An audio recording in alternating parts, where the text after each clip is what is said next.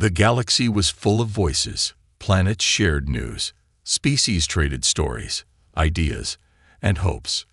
The Galaxy Council met every year, where leaders and thinkers from many worlds came together. But in all these years, one planet stayed quiet.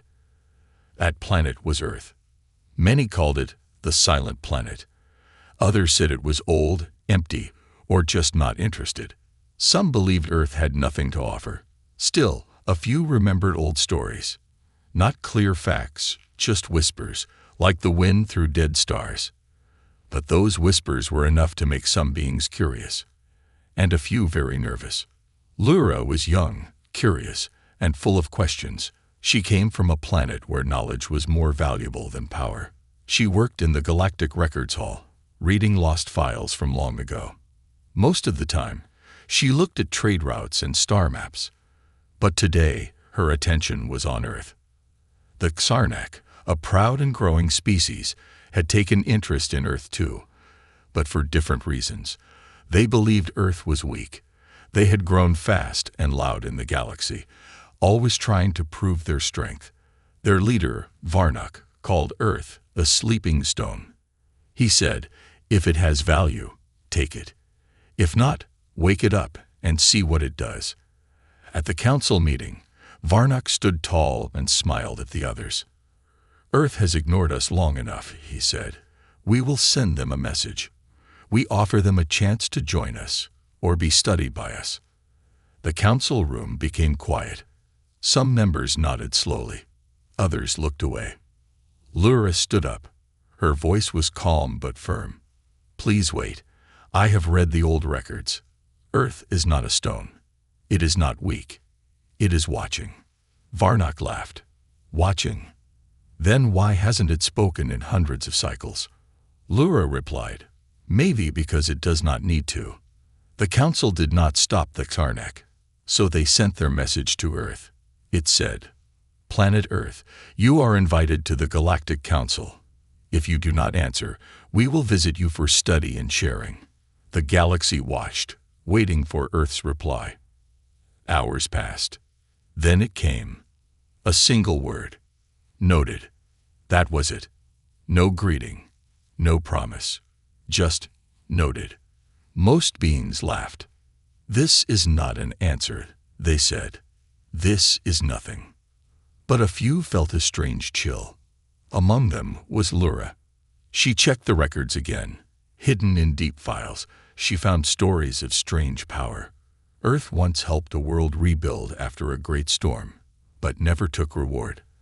Another file said Earth used machines to stop a moving star from harming nearby life, but told no one.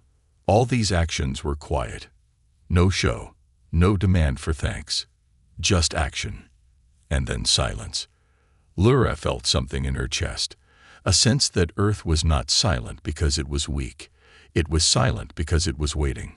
Back in their base, the Xarnak prepared a ship to send closer to Earth.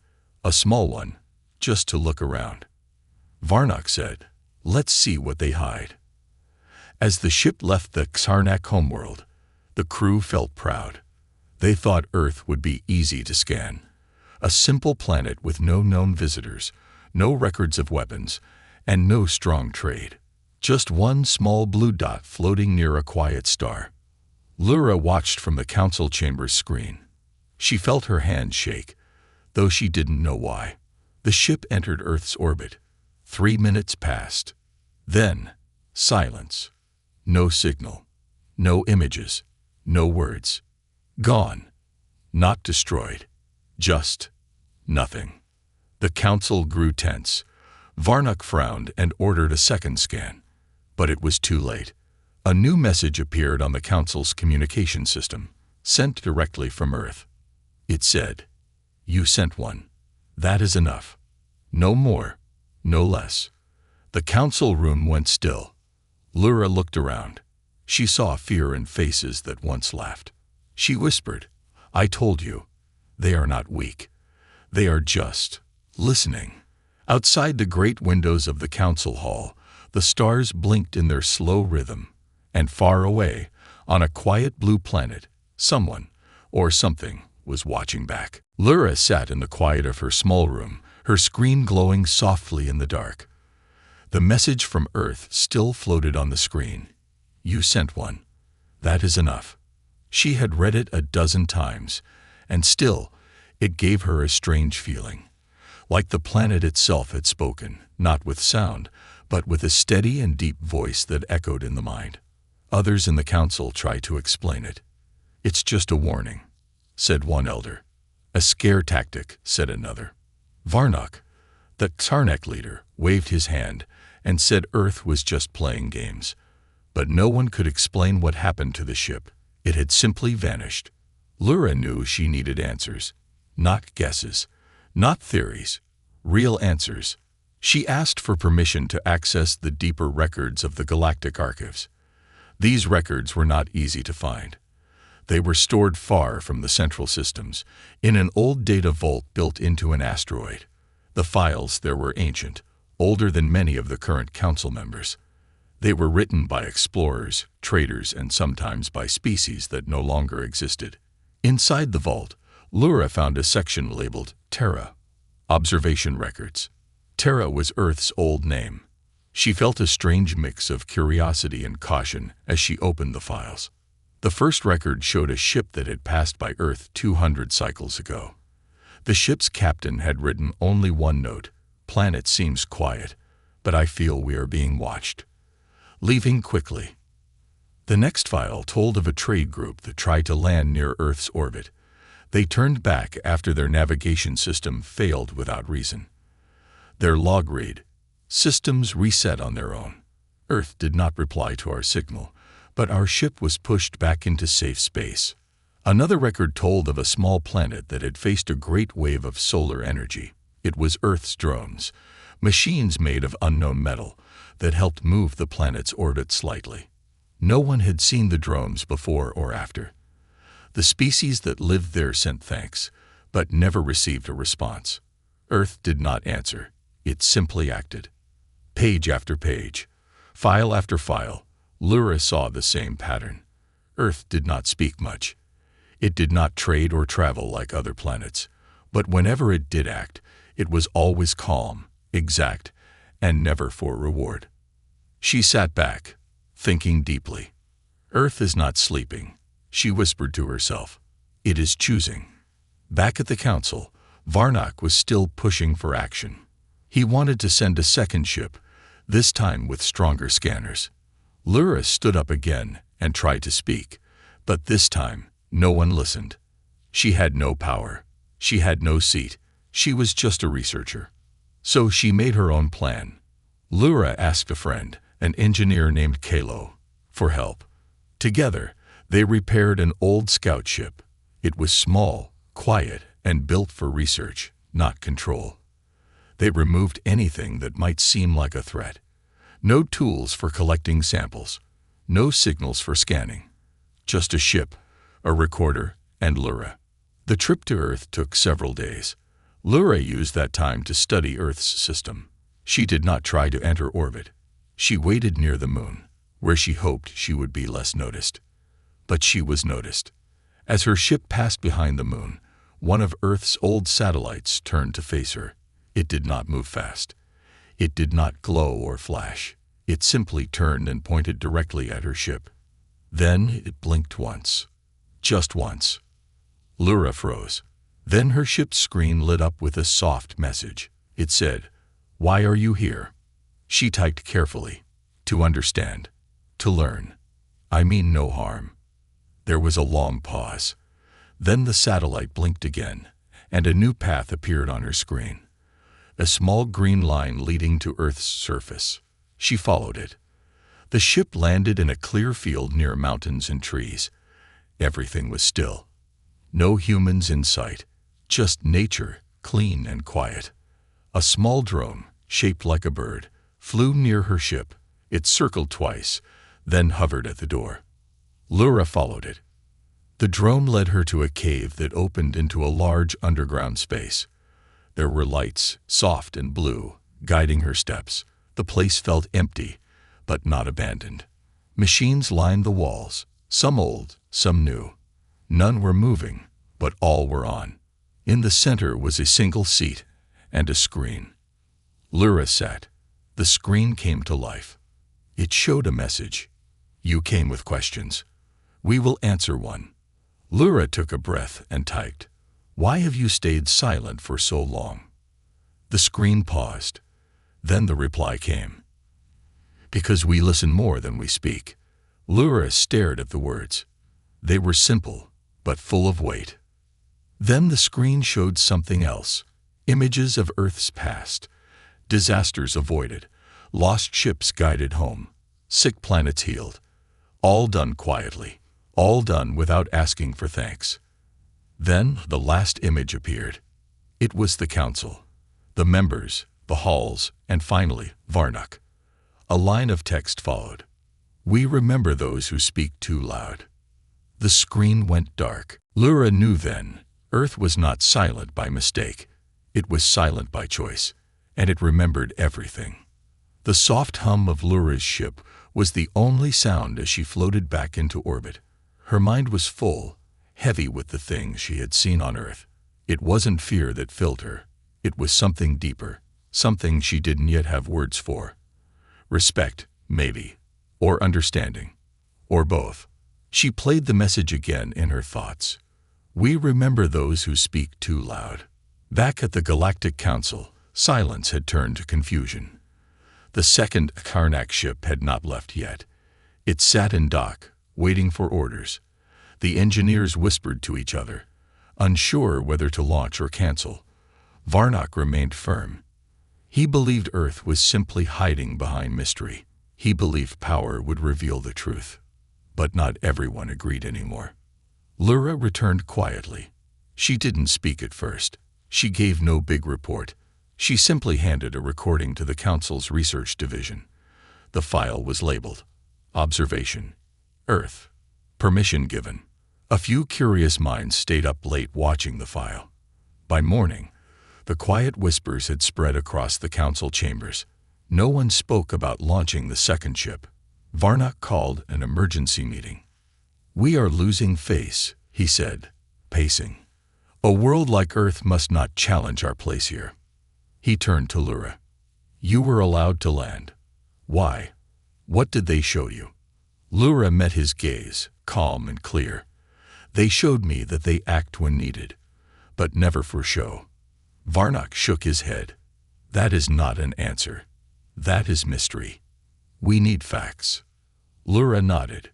"You want to measure Earth with the tools you use on other planets. But Earth does not work like the others. It is not here to impress or compete. It simply exists with purpose." The Council members murmured. Some were thoughtful, others unsure. That evening, as stars turned above the space station, something unexpected happened. Every ship near Earth's orbit received a signal. It was gentle, peaceful, and carried no warnings. Just a sequence of images.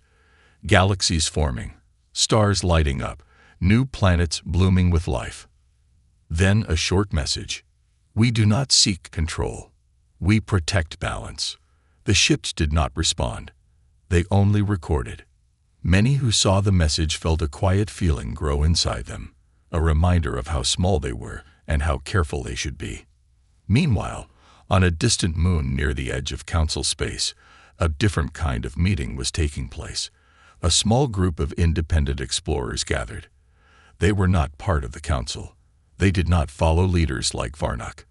They simply watched the stars, looking for places forgotten by time. Their leader, a thoughtful old being named Tuvin, showed them the Earth message. He tapped the final line. "Protect balance," he said. "That's not a warning. That's a promise."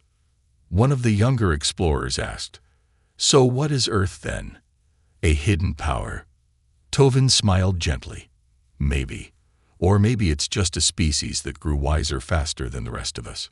Back in the Council, the mood had changed. Varnock pushed for answers, but fewer supported him now. A new motion was introduced. Pause all actions toward Earth. Begin observation only with permission. It passed. Lyra was asked to lead a new group, a team that would study Earth, not as a target, but as a teacher. Her first act was simple. She sent a message to Earth. It said, "We understand. Thank you for your guidance. We will wait." No answer came back. But then, one by one, the silent satellites orbiting Earth turned. They tilted slightly, just enough to reflect light from the nearby sun. Together, they formed a soft, silent pattern across the sky. Not a word, not a symbol, just light. Lyra watched from her window. She didn't need translation. She smiled. Earth had heard, and it had replied. The days following Lyra's message were filled with an odd kind of stillness. It was as if the entire galaxy had been holding its breath. The Xarnak, who once spoke with such force, had grown quieter. Their ships, once full of eager engineers and commanders, now sat idle in their docking bays, waiting for the next move. The Council itself seemed to have forgotten how to speak. It was as if Earth had shifted something deep inside them all, a silent reminder that there were things far bigger than power. Lyra spent the following weeks analyzing the quiet signals from Earth. They were always there, soft, almost hidden among the static of space. But they carried meaning. Every pulse, every flicker, every alignment of light from the distant satellites spoke of something more than just observation. It was as if Earth was watching not just the Council, but the entire galaxy, waiting for something, or perhaps for someone, to understand. One evening, Lyra sat in her small, dimly lit room, looking out into the vastness of space. The stars were bright, scattered across the sky like forgotten memories. Her mind wandered to Earth. The planet was so far away, yet it felt closer than ever. She had thought she understood it when she first arrived. But now, the more she learned, the more she realized how little she truly knew. There were so many layers to it, like an ancient book whose pages had never been turned. Her thoughts were interrupted by a soft ping from her terminal. It was a message from Tuvin, the leader of the independent explorers who had shown interest in Earth's message. "Lyra, we need to talk. Meet me at the edge of the nebula fields tomorrow. There's something you should see." Tuvin's message intrigued her. The nebula fields were known for their unpredictable energy patterns and dense cosmic dust. Few ships ventured there, but Lyra trusted Tuvin's instincts. If he wanted to meet there, it was important. The next morning, she set off in a small scout ship. As she approached the nebula fields, she could feel the slight pull of the energy in the air. The space around her shimmered, like the very fabric of the universe was bending and warping. It was a beautiful, unsettling place.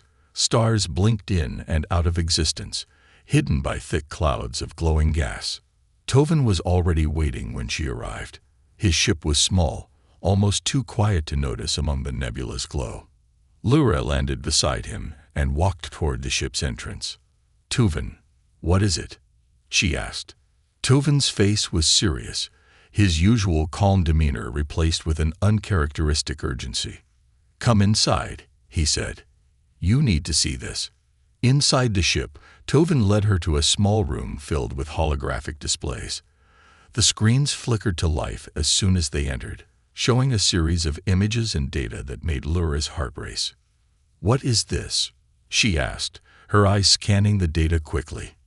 "It's a pattern," Tuvin replied. "I've been tracking the energy signals from Earth, but not just the usual ones. There's something else, something different." Lyra leaned in, her eyes narrowing.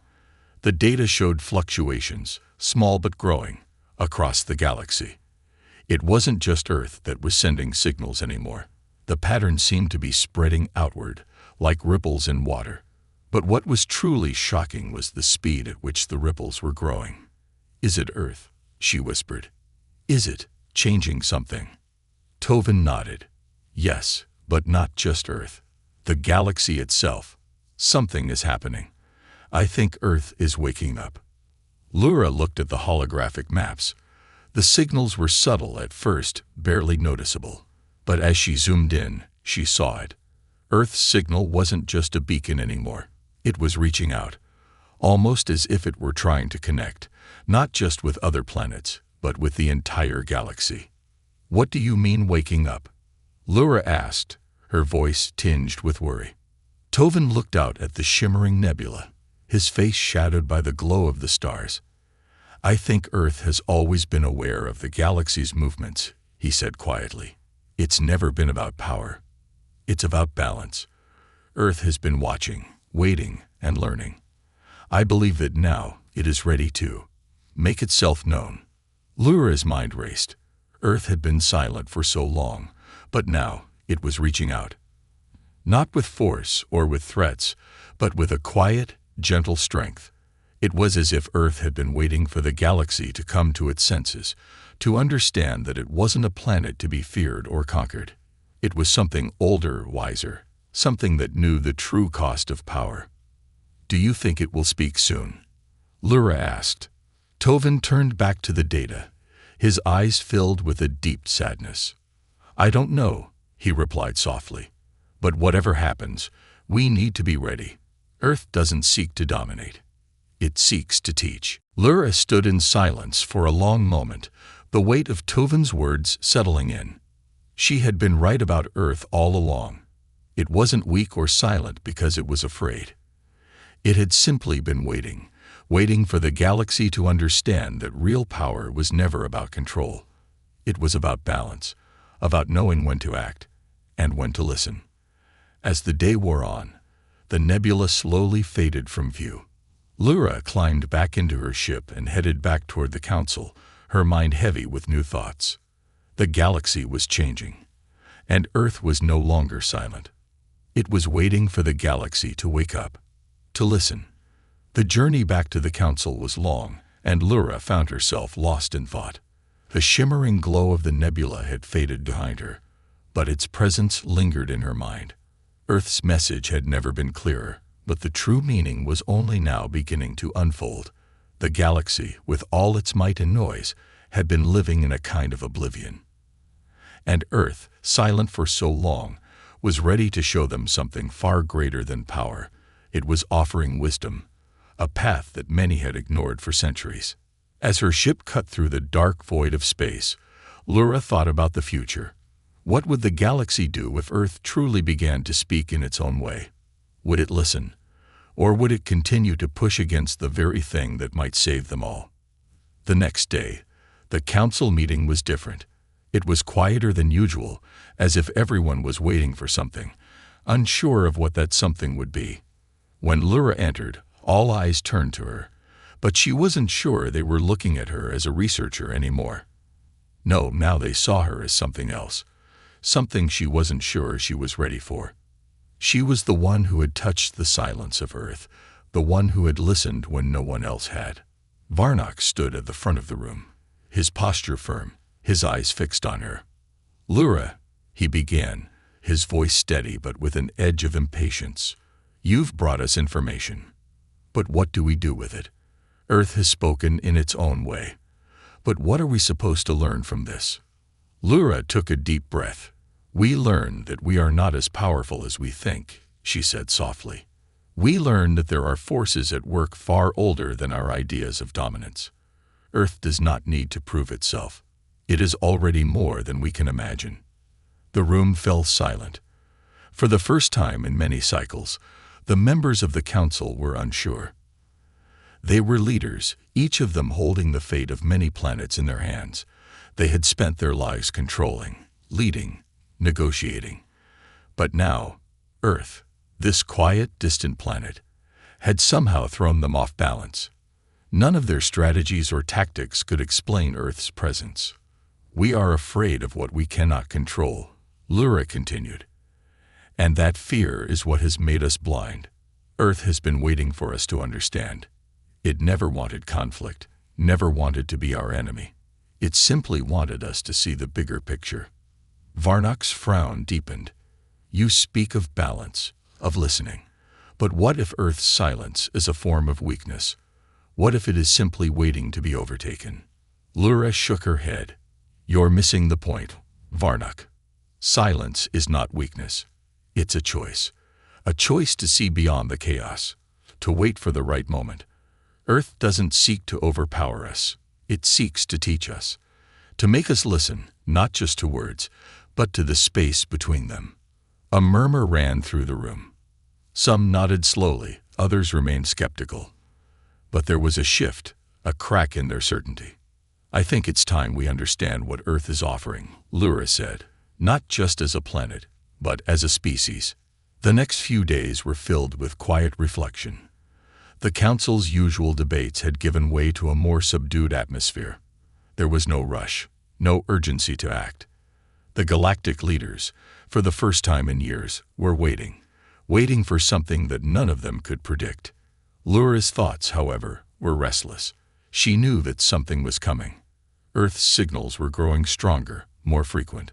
What had once been a faint ripple in space was now turning into something that could no longer be ignored. It wasn't just the Council that had noticed. The independent explorers, too, had started picking up on the changes. They, too, were wondering what would happen next. One evening, Lyra received a strange transmission. It was an old voice, crackling with age and static, but still unmistakably clear.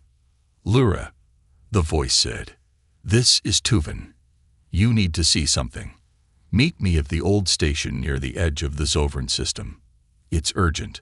Lyra felt her heart race. She had no idea what Tuvan had found, but she knew it was important. She immediately set course for the Zovran system, a place known for its remoteness and deep space anomalies. The station Tuvan had mentioned was abandoned, or at least it had been for many years. Few knew it still existed. When she arrived, the station was quiet, its once busy corridors now filled with the silence of long disuse.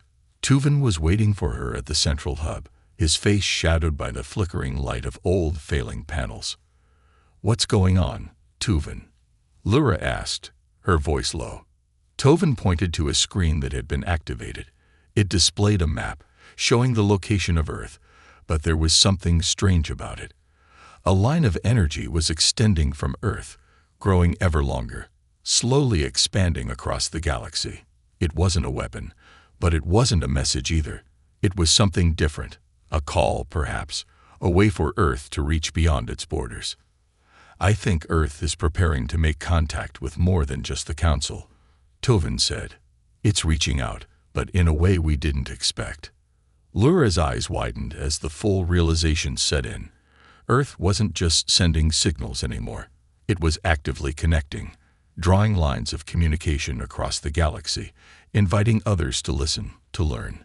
But the question was, who would listen? And would they understand? She stood in silence, the weight of the moment sinking in. Earth was no longer just a planet. It was a presence that could not be ignored. And as she watched the glowing map, Lyra knew that the galaxy was on the edge of something far greater than any of them could have imagined. The days passed in a blur. Lyra couldn't stop thinking about what she had seen at the Zovran station.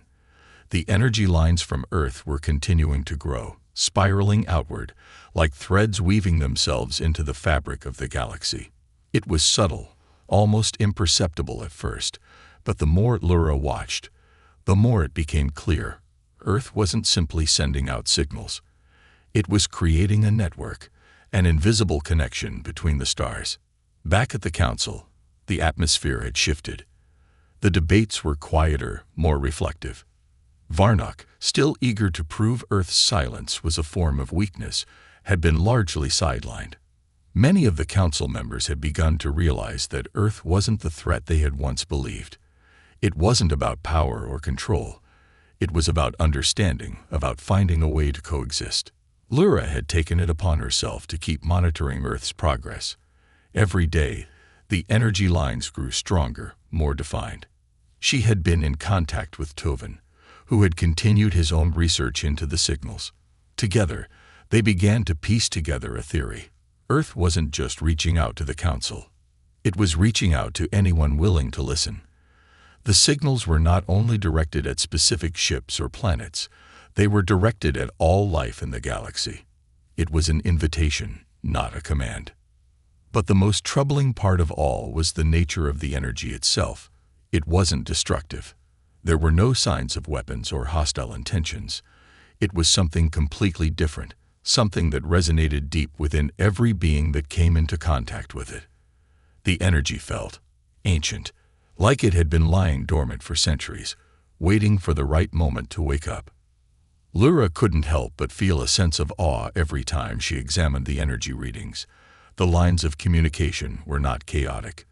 They were orderly, precise, as though they were following some hidden pattern. It was a pattern that spoke of balance, not dominance. And as the days went on, more and more ships from different sectors began to receive the signals. Some tried to analyze the patterns, others simply observed. But the one thing they all had in common was a growing sense of wonder. One evening, Lyra received an unexpected message from the Galactic Council. It was an urgent meeting. The message was short, but it was clear. Earth's energy network had expanded far beyond the Council's space. It had begun to reach into the outer rim. Lyra's heart raced as she prepared for the meeting. She had known this moment would come. Earth had never been content to stay in the shadows. It had always been waiting for the galaxy to listen, to see it for what it truly was. The council chambers were filled with an air of nervous energy. The members sat in silence as the central screen flickered to life. Varnock stood at the head of the room. His eyes narrowed as he looked over the new data. "The energy patterns from Earth have spread farther than we anticipated," he said. "This is no longer just a matter of observation. Earth is actively reaching out to all civilizations across the galaxy. We are no longer the only ones who are aware of it." Lyra stepped forward, her heart pounding. "It's not a threat," she said, her voice steady. "It's an invitation." There was a long pause. No one spoke. They simply stared at her, waiting for her to explain further. "The signals are not about control," she continued. "They are about connection.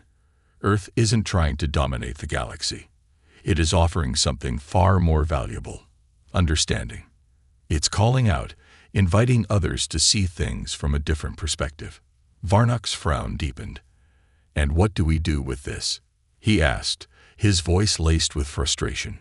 "If Earth's signals are spreading to the outer rim, how do we control that? How do we ensure that this connection doesn't become a threat?" Lyra shook her head. "You're still thinking in terms of control, Varnock. This isn't about control. It's about harmony. Earth has been waiting for the galaxy to understand that power is not the answer.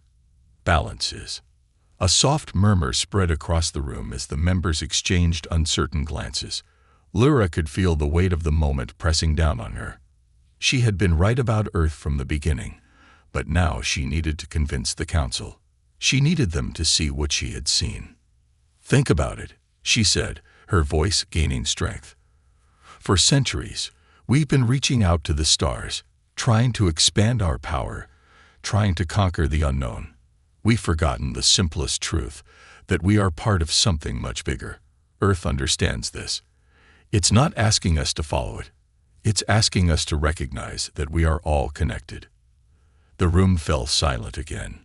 Lyra's words hung in the air, and for the first time, she saw the faintest glimmer of understanding in the eyes of the council members. They weren't convinced yet, but they were listening. Varnock, who had always prided himself on his ability to control the narrative, finally spoke. "And if we refuse to listen, if we continue on our path, ignoring Earth's invitation..." Lyra's gaze remained steady. "If we refuse to listen, we risk falling into the same cycle we've always been trapped in. A cycle of conflict, of power struggles that lead nowhere. But if we choose to listen, if we choose to embrace what Earth is offering, we might just find a way to create something better. For everyone." There was a long pause. It was clear that the council was divided. Some saw the wisdom in Lyra's words, while others were still skeptical, unwilling to let go of the old ways of thinking. But then something unexpected happened. A message came through from the independent explorers, Toven and his group. They had been monitoring the energy lines from Earth for some time, and their data showed something startling. The signals were not only growing, but they were evolving. The energy had begun to resonate with the deepest regions of space, touching places that had long been forgotten. Toven's message was simple: "We are not alone in this. Earth is not just reaching out to us. It is awakening something that has been dormant for eons. We must act now, before it's too late. Lyra's heart skipped a beat. The moment she had feared was coming. Earth was not just sending a message. It was waking something up. Something ancient. Something that had been waiting for this exact moment to emerge. The council members were still silent, each of them processing what had been said. The room was thick with tension. No one knew what the future held, but one thing was certain: the galaxy was about to change. And Earth, once silent and hidden, was now leading the way. It was offering an invitation to everyone willing to listen. The question was, who would answer? The days that followed were filled with uncertainty and anticipation. The message from Tovin had shaken everyone.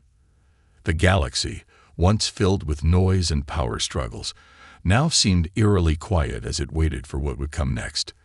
The council had yet to make a decision, but the tension in the air was palpable. Every ship, every leader, every civilization that had been watching Earth's signals had their eyes fixed on the council's next move. Lyra couldn't sleep. Every time she closed her eyes, the image of those glowing energy lines, stretching across the stars, filled her mind. It wasn't just the promise of change that kept her awake. It was the nagging sense that something far bigger was at play, something none of them could fully comprehend. Earth had been silent for so long, and now, its voice echoed through the galaxy, resonating with a truth that couldn't be ignored. One morning, as the first rays of light touched the distant stars outside her window, Lyra received another unexpected transmission. This time, it wasn't from Tovin, nor from the council. It was from Earth itself. The transmission was different. It wasn't a message of words or signals, but a visual. On the screen, Earth appeared as a vast, swirling planet, surrounded by the expanding energy network. But this time, the image was accompanied by something else. A symbol, simple yet profound. It was a circle, drawn with a single, sweeping line. Lyra stared at the symbol for what felt like an eternity. There was something about it that spoke to her, something that resonated deep within her. She could feel it in the pit of her stomach, a deep, unshakable truth. The symbol wasn't just a sign. It was an invitation. The voice that accompanied the transmission was calm, soothing, almost like a whisper in the wind. It spoke in a language she didn't understand, but the meaning was clear. Earth wasn't just reaching out to the galaxy. It was reaching out to the hearts of those willing to listen. It wasn't offering a solution or a command. It was offering a chance to change, to grow, to evolve beyond the conflicts and divisions that had plagued the galaxy for centuries. Lyra's mind raced as she replayed the transmission over and over again. This was it. This was the moment. Earth was not simply extending an olive branch. It was inviting the galaxy to take part in something greater than itself. It was asking them to open their hearts and minds to the possibility of a new way of being. But would the galaxy accept this invitation? Or would they turn their backs on it, blinded by fear and pride? As Lyra prepared for the next council meeting, she could feel the weight of history pressing down on her.